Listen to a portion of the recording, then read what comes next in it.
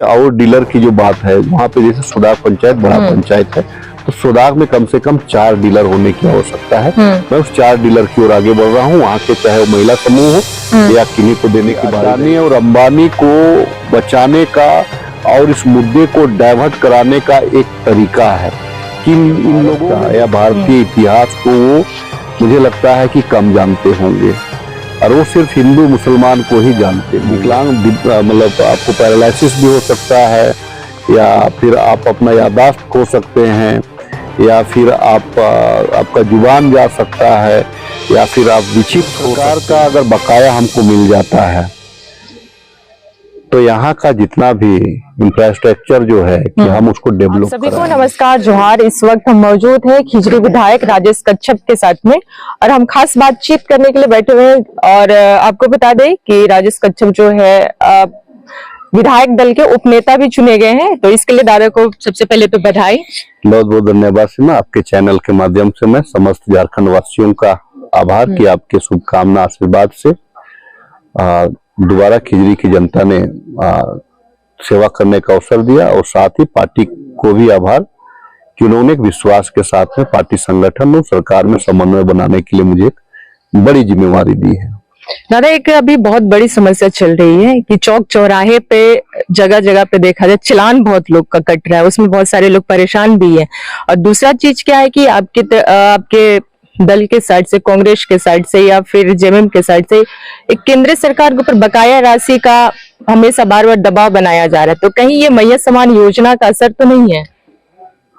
नहीं, मैया समान योजना का नहीं है। हमको पता है कि हमको घर में किनको कितना देना है, हमारे एम्प्लॉइज कितना है, हमारी योजनाएं कितने, महत्वाकांक्षी योजनाएं कितने चले, चाहे वो आवास हो, चाहे वो मैया सम्मान योजना हो, बिजली बिल बकाया हो, ये तमाम चीज जो है कि हम अपने संसाधन से उसको कर रहे हैं। इसमें केंद्र सरकार का बकाया से इससे कोई ताल्लुकात नहीं है। केंद्र सरकार का अगर बकाया हमको मिल जाता है तो यहाँ का जितना भी इंफ्रास्ट्रक्चर जो है कि हम उसको डेवलप कराएंगे, फिर से नया करेंगे, फिर नई योजना लाएंगे। हमारे जो अनुबंध कर्मी हैं उनका मानदेय बढ़ाएंगे या उनको सैलरी देना होगा, उस पर हम विचार करेंगे। ये तमाम चीजें तो जनता का पैसा है, राज्यवासियों का पैसा है। हम इसीलिए उसको मांग रहे हैं कि हम अपने क्षेत्रवासियों को ज्यादा सुविधा हम दिला पाए। दूसरा चीज क्या है कि ये जो आपका जो दूसरा पहला सवाल था कि चौक चौराहा पे जो आपका ये लग रहा है चलान कट, देखिए ये महानगर होने जा रहा है, राजधानी, और जो महानगर होते हैं उनका एक अलग रूल रेगुलेशन होते हैं। आपको उस रूल रेगुलेशन में आपको चलना पड़ता है। हाँ, लेकिन यहाँ पे मान लीजिए कि मैं भी एक आध जगह से मेरे पास भी एक रिपोर्ट आया है कि लोग सब्जी लेने के लिए जा रहे हैं, स्कूल बच्चे छोड़ने जा रहे हैं, तो वहां पे परेशानी हो रही है। लेकिन आप अगर कहीं पे ऑफिस जा रहे हैं या कहीं पे बाजार जा रहे हैं तो आप हेलमेट लगा करके जाएं। गाड़ी का जो है कि अगर हेलमेट सेफ्टी के लिए है, गाड़ी का इंश्योरेंस करवा ले, गाड़ी ड्राइविंग लाइसेंस रखे। इसीलिए वो जरूरी है कि कल के तारीख में खुदा ना खास्ते अगर कोई दुर्घटना हो जाती है तो आपको अगर उसका मुआवजा चाहिए इंश्योरेंस कंपनी से भी, तो अगर आप हेलमेट नहीं पहने हुए तो नहीं मिलता है, इंश्योरेंस नहीं है तो नहीं मिलता है, ड्राइविंग लाइसेंस नहीं है तो नहीं मिलता है। तो ये इसकी आदत तो डाल लेनी पड़ेगी। और चौक चौराहा स्कूल वालों के लिए एक चीज का हम भी इस पे विचार हमारे संज्ञान में भी आया है कि बच्चों को जल्दी जल्दी में छोड़ने में, लेकिन आप देखेंगे कि हेलमेट का जो है आदत, हेलमेट का आदत को आप हाफ पैंट में भी अगर निकले हैं बच्चों को छोड़ने के लिए या सब्जी खरीदने के लिए, हेलमेट का आदत को आपको लगा देना पड़ेगा। कारण है कि कब दुर्घटना होगा कोई इसको नहीं जानता है। हेलमेट कम से कम सर जो ऐसे चीज होता है जो इंसान का बहुत महत्वपूर्ण पार्ट होता है, सर में इंजरी नहीं होनी चाहिए, सर इंजोर्ड नहीं होना चाहिए। आप शरीर में अगर हल्का फुल्का लगे हैं तो वो ठीक हो जाता है, ठीक होने की संभावना रहती है, लेकिन सर में लगने से फिर आप विकलांग मतलब आपको पैरालिसिस भी हो सकता है, या फिर आप अपना याददाश्त खो सकते हैं, या फिर आपका जुबान जा सकता है, या फिर आप विक्षिप्त हो सकते हैं। ये बहुत बहुत सारे कारण होते हैं। तो इसीलिए हेलमेट तो एक आवश्यक पार्ट है। हेलमेट एक आवश्यक पार्ट है, उसको निश्चित तौर से मुझे लगता है कि करने का जरूरत है। और दूसरा चीज ये रहेगा कि जैसे संविधान के ऊपर चर्चा हो रही थी, जो अमित शाह का बयान आया था भीमराव अंबेडकर के ऊपर में, उन्होंने साफ तौर पे कहा था कि भीमराव अंबेडकर बोलना आज की डेट में फैशन बन गया है। इसको लेकर आप क्या सोचते हैं? अमित शाह लगता है कि इस स्वतंत्र भारत का या भारतीय इतिहास को वो, मुझे लगता है कि कम जानते होंगे, और वो सिर्फ हिंदू मुसलमान को ही जानते होंगे। अरे यहाँ पे अगर मंदिर है तो मस्जिद भी है, मस्जिद है तो यहाँ पे गिरजा भी है। अगर झारखंड में देखें, अगर गिरजा है तो सरना भी है, अगर सरना है तो मड़ई भी है। ये तमाम चीज ये जुड़ा हुआ है। और आप जो है कि ये कहना कि संविधान, इतनी बार अगर आप राम का नाम लेते तो राम भगवान मिल जाता, आपका ये कथन जो है कि गृह मंत्री का भी संसद में बोलना, ये बड़ा निंदनीय है, ये दुर्भाग्यपूर्ण है। ये मुझे लगता है कि देश की जो कमजोरी है, ये अडानी और अंबानी को बचाने का और इस मुद्दे को डाइवर्ट कराने का एक तरीका है कि इन लोगों ने जो संविधान, जिस संविधान के बल पे अमित शाह आज गृह मंत्री हैं, नहीं तो अमित शाह तो एक्यूज्ड थे। अगर संविधान उसको अपील का अगर अवसर नहीं देता तो चुनाव भी नहीं लड़ पाते, वो गृह मंत्री भी नहीं बन पाते। ये संविधान ही ऐसे है। पहले तो हमारे यहाँ पे राजतंत्र था, राजतंत्र में कोई राजा सीधे गद्दी पे बैठता था तलवार के बल पे, ताकत के बल पे। लेकिन आज जनता के समर्थन पे लोग कुर्सी पे बैठ रहे हैं। और मोदी जी के बारे में तो मोदी जी स्वयं कहते हैं कि भाई मैं ट्रेन पे जा करके मैं चाय बेचता था, गली कोचा में मैं चाय बेचता था।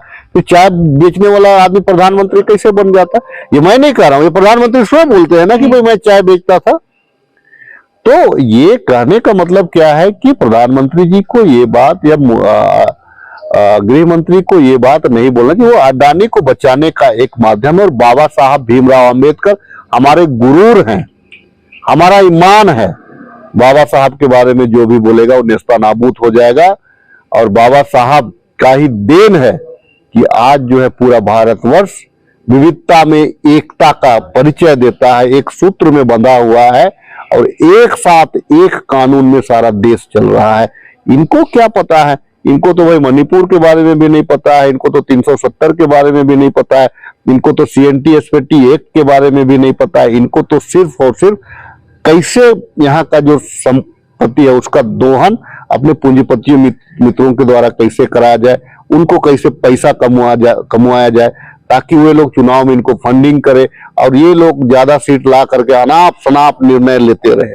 अब ये लोग कहता है कि 1 नेशन 1 इलेक्शन की बात करता है। कहीं पे सरकार अगर नहीं बनती है, मेजोरिटी में नहीं आती है, आप क्या करेंगे वहां पे? आप मुझे बता दे, इसका सीधा सीधी जवाब दे दे। जहां पे मेजोरिटी पे सरकार अगर नहीं बनती है तो वहां पे फिर आप क्या करेंगे? तो ये जो है अमित शाह का जो बयान है बड़ा दुर्भाग्यपूर्ण है। निंदा करते हैं और संविधान को मानने वाले लोग बहुत आहत है। और हम कांग्रेस पार्टी इसका जमकर विरोध करती है।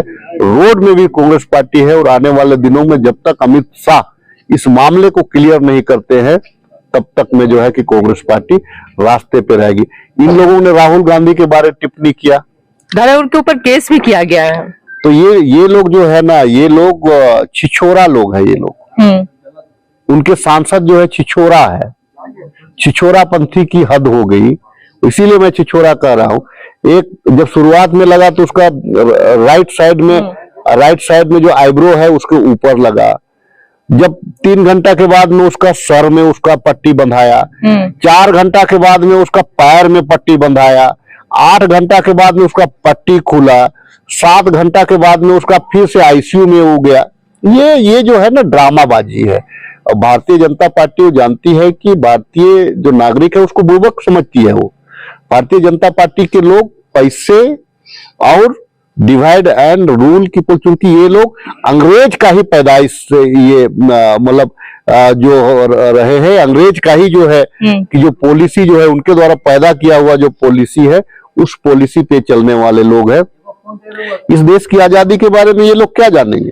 राहुल गांधी देश के लिए जी रहे हैं।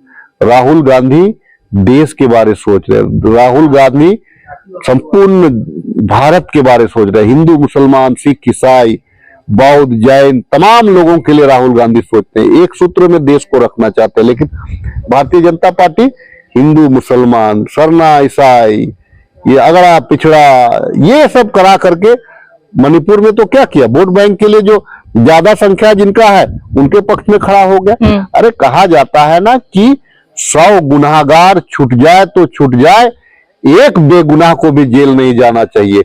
ये है हमारी संस्कृति। और वहां पे क्या हो रहा है मणिपुर में?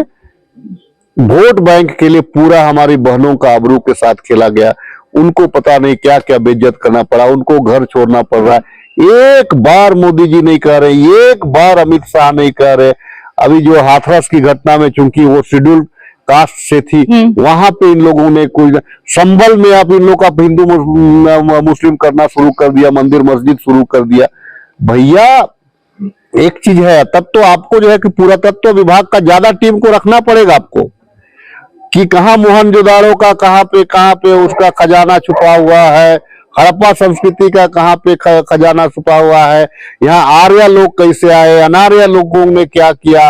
आप देखिए, आप जो है मनुस्मृति पे विश्वास करने वाले लोग जो हैं, बाकी लोगों को कहेंगे कि घुटना से पैदा लिया है, लोग बोलते हैं। कुछ लोग बोलते हैं कि पैर से पैदा लिया है, कुछ लोग बोलते हैं कि भुजा से पैदा लिया है, कुछ लोग बोलते हैं कि मुंह से पैदा लिया है। अरे कोई नहीं, माँ का पेट से लोग पैदा लिया है। ये गलत बयानी जो है ना, ये जो है ये इन लोगों ने जो किया है, ये जो है कि देश को उसी दिशा में ले जाना चाह रहे हैं। और चूंकि जो पढ़े लिखे वर्ग नहीं है, इनके जाल में ये लोग फंस जाते हैं। और अंधभक्ति उन्हीं के लिए कहा जाता है कि वो लोग अब गोबर का गौमूत्र तक को पीने के लिए ये लोग कह रहे हैं, उसको लोग पी रहा है, तो ये लोग क्या है? मूर्खता ही है ना, मूर्खता ही है वो। लेकिन अमित शाह के द्वारा ये भी बोला जा रहा है कि समय समय पे परिवर्तन जरूरी है। नहीं तो कैसी परिवर्तन करिएगा आप? क्या पर देश का विश्वास जीतिए। कौन सा परिवर्तन की बात कर रहे हैं? अडानी अंबानी को देकर के पूरे देश को देने का पे विचार कर रहे हैं क्या? उसको भी तो स्पष्ट कर दीजिए ना। संविधान में कौन सी धारा को आप परिवर्तन करना चाह रहे हैं? आप यहाँ पे आप क्या यहाँ पे सीएनटी एसपीटी को परिवर्तन 370 में तो आपने इसीलिए परिवर्तन 370 क्या है? यहाँ का सीएनटी और एसपीटी एक्ट है। 370 में परिवर्तन करके आपने दिखाया कि भाई हिंदू और मुसलमान का कार्ड आपने खेला, हिंदू को एक साइड कर दिया, मुसलमान को एक साइड कर दिया। उनकी अपनी जो ज्योग्राफिकल कंडीशन जो है वहां का, वहां के अनुरूप वहां का कानून बना था। जैसे झारखंड में बना है, झारखंड में 5th शेड्यूल बना है, नॉर्थ ईस्ट में हमारा 6th शेड्यूल बना है। वहां का कंडीशन रहा था, वहां का जरूरत रहा था। तो यहाँ भी आप एक शब्द का इस्तेमाल करते हैं, दिक्कू। यहाँ पे दिक्कू शब्द का इस्तेमाल होता है। दिक्कू क्यों कहा जाता है? दिक्कू इसीलिए कहा जाता है कि भाई यहाँ पे 5th शेड्यूल एरिया है, यहाँ का जो संसाधन है, यहाँ के जो लोग हैं, यहाँ का जो कल्चर है, उसको कैसे लोग बचाए, इसके बारे में। इसीलिए जो बाहर का लोग इस कल्चर को जो नुकसान कराता है, यहाँ का भाषा को जो नुकसान कराता है, उसी के बारे में ये दिक्कू शब्द का प्रयोग किया गया। दिक्कू में तो है क्या चीज? तो हर स्टेट का अपना अपना कैरेक्टर और हर स्टेट का अपना अपना नेचर है। अब मोदी जी और अमित शाह जी क्या नेचर और कैरेक्टर को चेंज करना चाह रहे हैं? भाजपा के नेताओं से पूछिए, इन लोगों में तो इतना भी दम नहीं है। ये लोग तो नतमस्तक लोग हैं, ये लोग तो पट्टे में बंधे हुए जानवर के समान है। कि इनका जो हुकूमत जो कह रही है कि भाई झारखंड का 1,36,000 करोड़ रुपया नहीं देना है, तुम लोग एक शब्द नहीं बोलोगे, नहीं बोलता है।